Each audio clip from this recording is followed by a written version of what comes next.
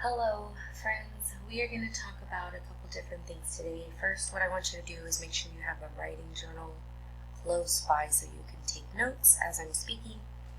Make sure that you have this T-chart written in your journal to write the example that I'm going to give you and the points that I'm going to talk about. So today we're going to notice and explore how to combine simple sentences into compound sentences.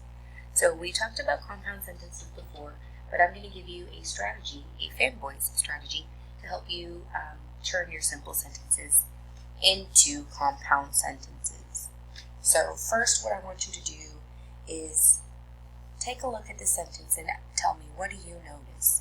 You can write it in the comments of the Schoology video, or you can bring it to class ready to share. Daddy tries to interrupt me, but my engine is running too fast to stop. So this sentence is from Quinine Harper. I'm not sure, we haven't read it before. Quinine Hopper. But it is an excerpt from a story. So what do you notice? It could be anything from, it starts with a capital letter. I notice that there's a comma. So what do I notice? The other thing that I want you to write in your T-chart is the purpose. So first we're going to talk about what I noticed. We're going to look at this side of the chart first, right?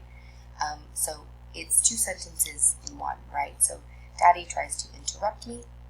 My engine is running too fast to stop. Those are two sentences that are put into one. The comma is before the word but.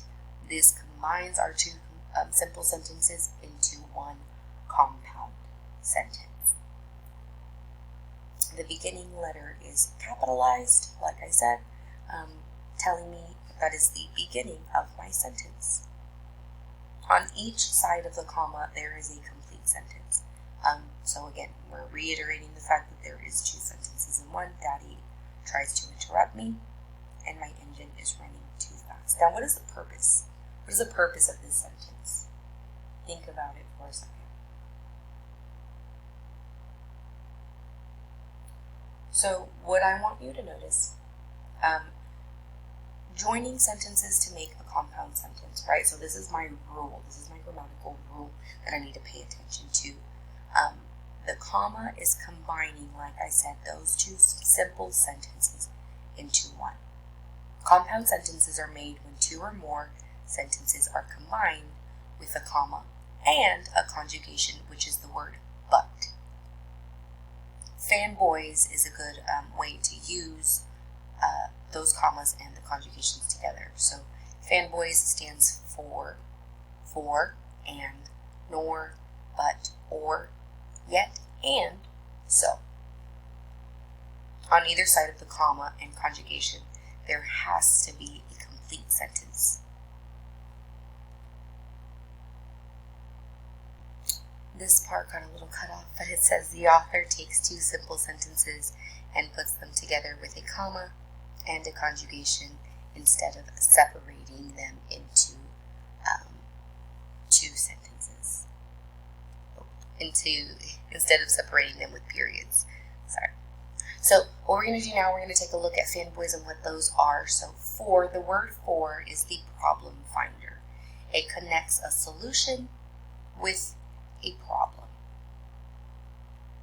And is the matchmaker. It connects two ideas that go together. At the end of this video, I will go back and show you examples of what each of these looks like, so that way you can go and practice. Nor is Mr. Negative. It's the negative form of or. But is King Conflict. Connects two ideas that go against each other, just like our sentence what we saw in the beginning. Daddy tries to interrupt me, but my engine is running too fast to stop. So connects those two ideas. Or is the decision maker. Do you like apples or bananas? Yet is Bud's evil twin brother. It connects the two ideas that go against each other. So is the problem solver. He connects a problem with a result. So before you get into practicing, like I said, I'm going to show you some examples, but also not every sentence with a comma is a compound sentence. Not every sentence with a fanboy is a compound sentence. So for, and, nor, but, or, and will not always be, it's fanboys, sorry. It will not always be a compound sentence. So, like I said, not every sentence with a fanboys is a complete sentence. I made sure to fix that part right there. What we're going to do now is going to go back and look at some examples of sentences that are that include these fanboys words. So remember, for is the problem finder. It connects a solution with a problem. In our example, he was tired, problem, right? So the problem is that he's tired. For, he went to bed, and that's the solution. Then we have and, who is the matchmaker, connects two ideas that go together. I cooked dinner, and he washed the dishes. Then we have nor, Mr. Negative. So when we read this sentence, we need to make the connection that this sentence is super negative, right? So I don't expect children to be rude, nor do I expect them to disobey. Two negatives. Jane has a red car, but Jill has a blue car. So these are two ideas that go against each other. They have different color cars. Or is the decision maker, I will go shopping or I will go camping, connects two choices. Then we have yet, who is But's evil twin brother, and connects two ideas that are opposite. Kelly was a criminal, yet many people admired him, right? Not normally two things that go hand in hand. And last but not least, we have so, the problem solver, connects a problem with the result. I was feeling hungry, so I made myself a sandwich.